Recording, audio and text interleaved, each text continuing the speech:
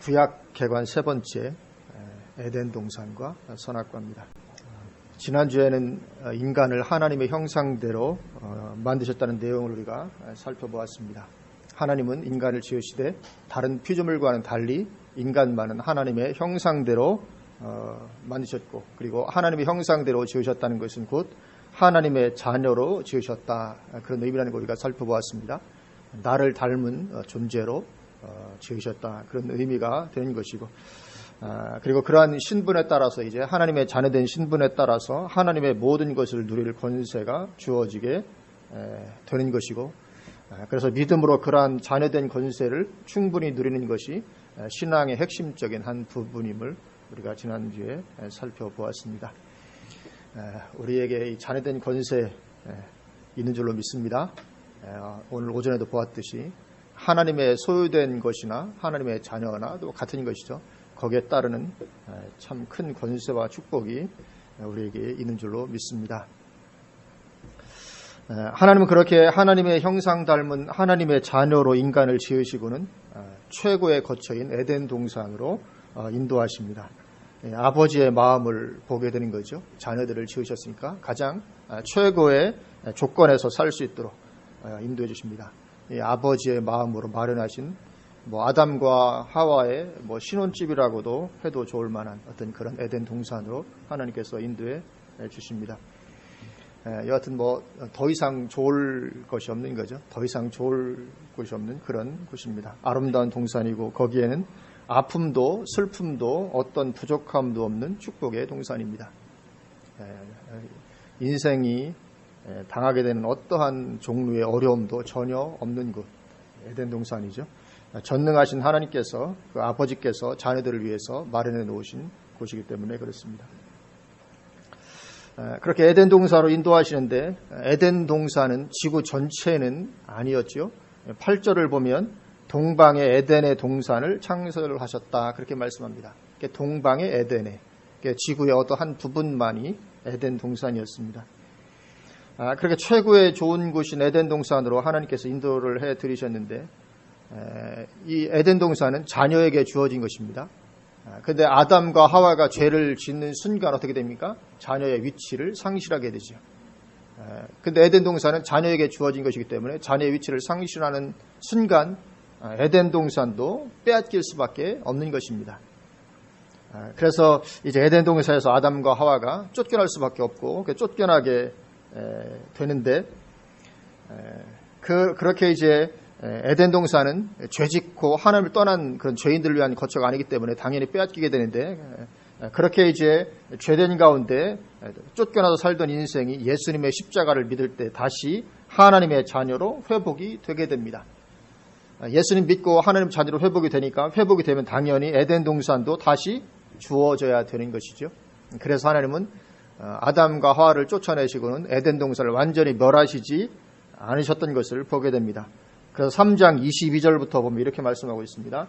여호와 하나님이 이르시되 보라, 이 사람이 선악을 아는 일에 우리 중 하나같이 되었으니 그가 그의 손을 들어 생명나무 열매도 따먹고 영생할까 하노라 하시고, 여호와 하나님이 에덴 동산에서 그를 내보내어 그의 근원이 된 땅을 갈게 하시니라.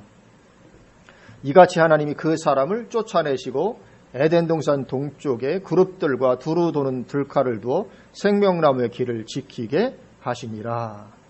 완전히 없애버리신 게 아니었죠. 완전히 없애버리지 않고 생명나무의 길을 지키게 하셨다. 이 지키게 하셨다는 표현에서 없애버리지 않으셨음을 우리가 보게 되고, 그러니까 어느 때가 될 때까지만 하나님은 에덴 동산을 가둬두십니다. 그래서 에덴 동산이 회복이 될 때가 오게 되는데, 구약 성경 여러 곳에서 예언하고 있는 메시아 왕국이 바로 그것입니다. 그래서 구약 성경에서 예언하고 있는 메시아 왕국이 바로 회복될 에덴 동산입니다. 우리가 이 말씀을 많이 들으니까 당연히 그렇지, 구약 성경의 메시아 왕국은 회복될 에덴 동산이야, 그렇게 생각이 우리는 되지만 사실은 이렇게 하는 이야기 듣기가 거의 어렵습니다. 왜냐하면 이런 구약의 성경에 나오는 메시아 왕국을 회복된 에덴 동산으로 보는 분들이 아주 소수입니다. 굉장히 감추어졌던 그런 부분입니다. 그래서 그래서 메시아 왕국을 가르치면서도 이해를 할 수 없는 거죠. 가르치는 사람이나 배우는 사람이나 도무지 그런 일이 있을 수 없으니까.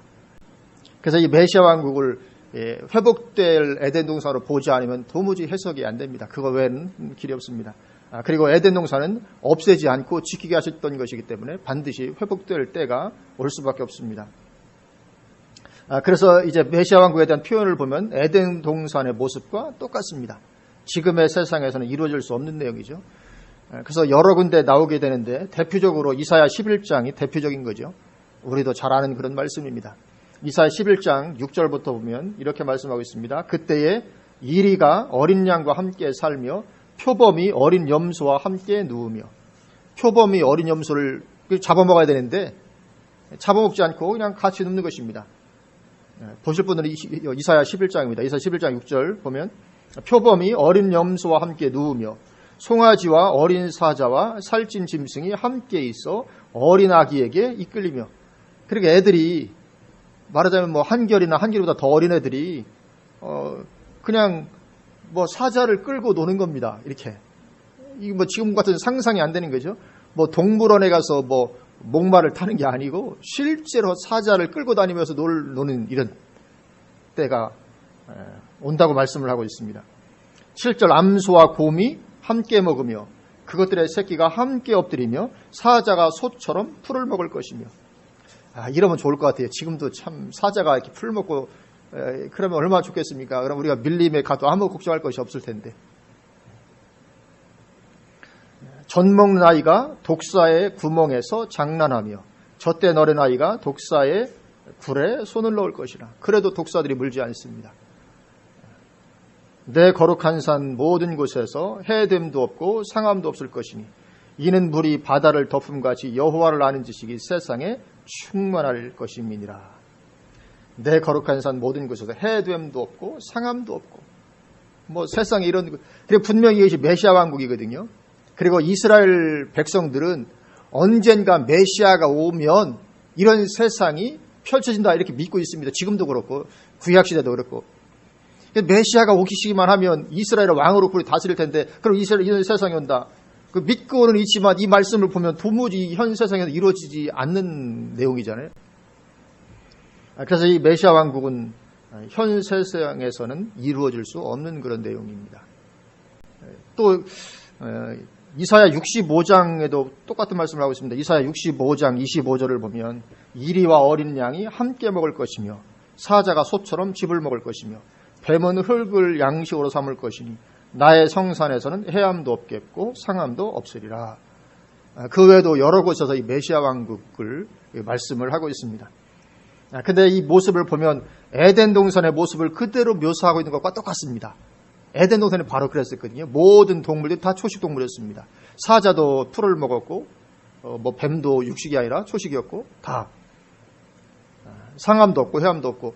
그러니까 이 메시아 왕국은 에덴 동산의 모습과 똑같습니다.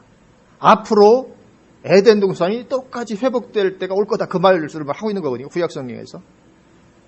그래서 성경 말씀의 예언이기 때문에 이러한 때는 반드시 오게 되어 있습니다.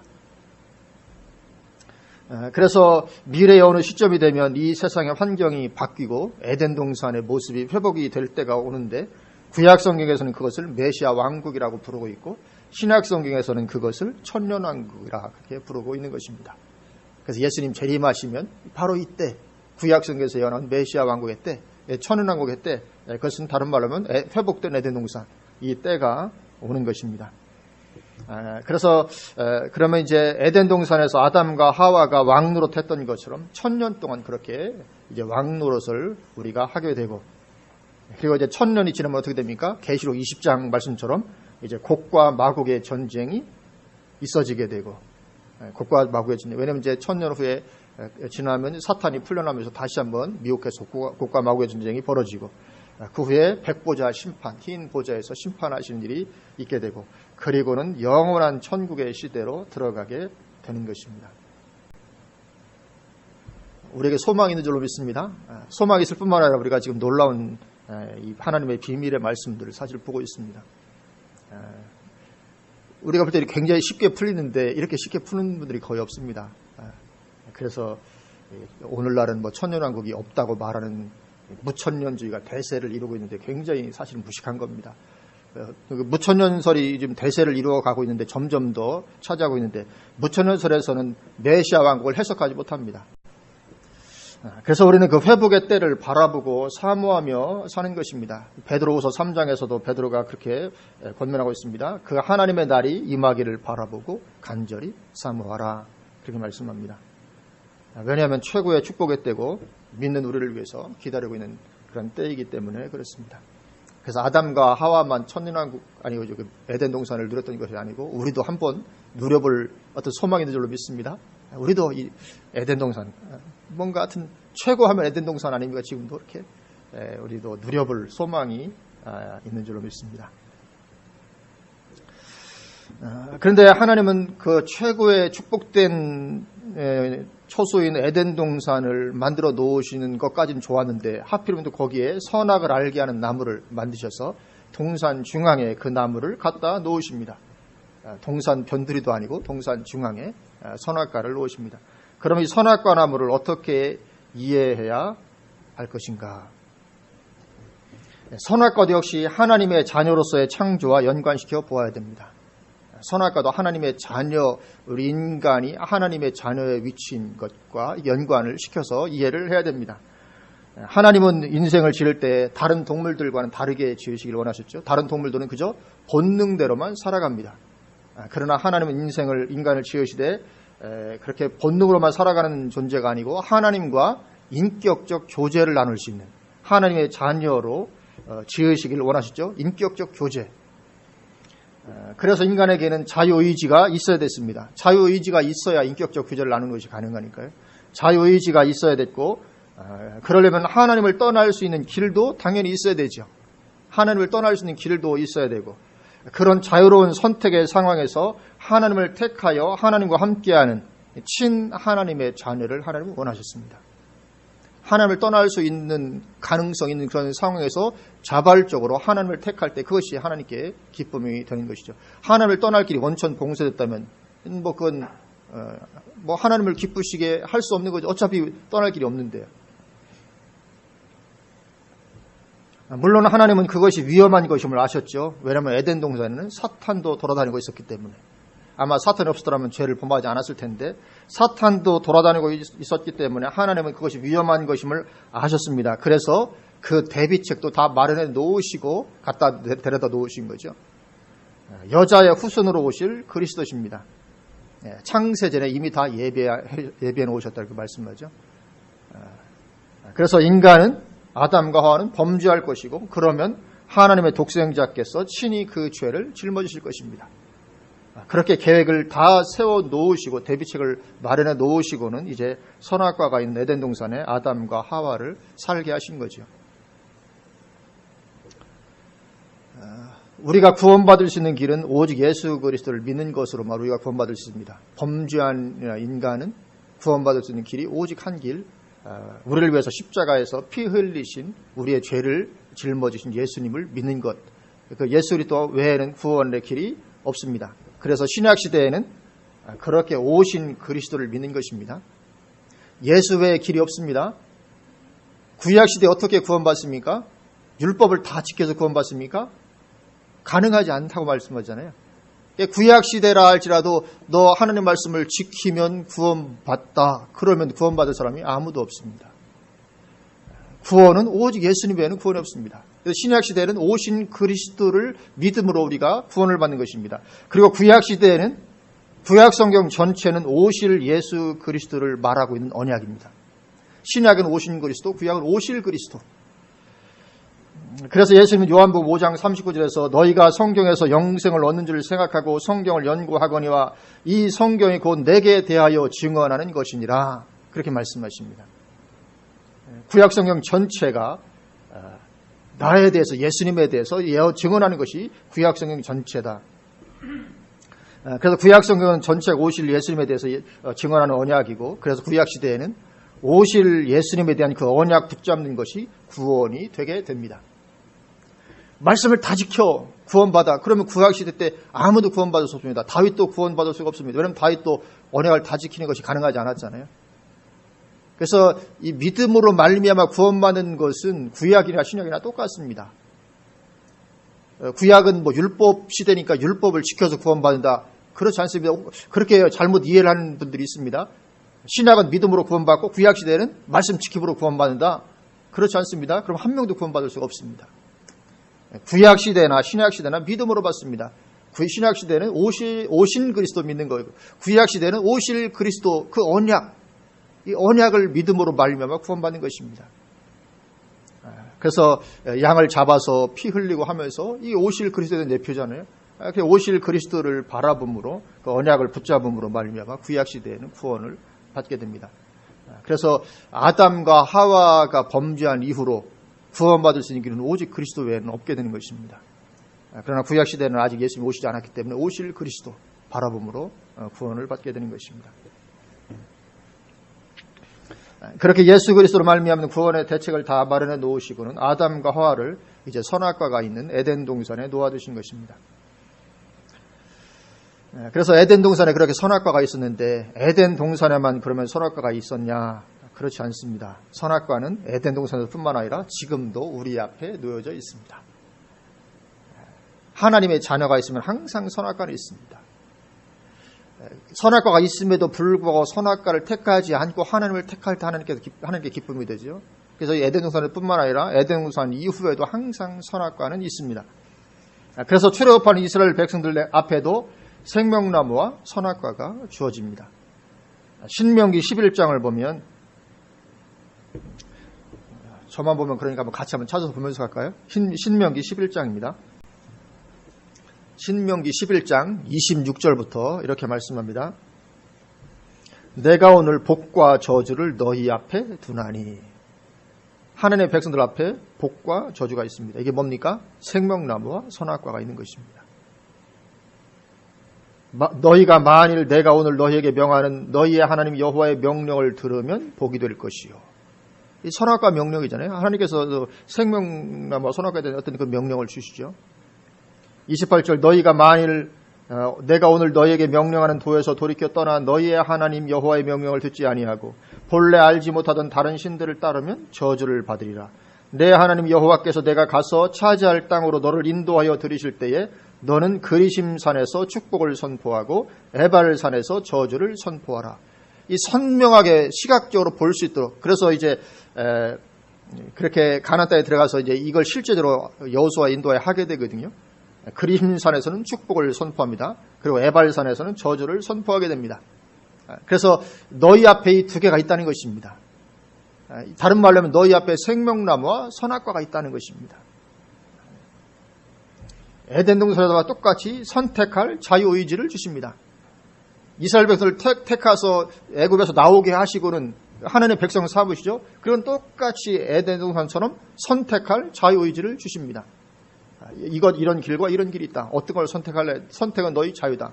그러나 나는 너희가 이 축복을 선택하길 원한다. 하나님 뜻이죠. 그렇게 지금도 생명나무와 선악과나무는 눈에 보이지 않게 존재한다는 것입니다. 그래서 에덴 동산에서와 똑같은 반복이 일어날 수 있는 거죠. 에덴 동산은 반복됩니다. 똑같이.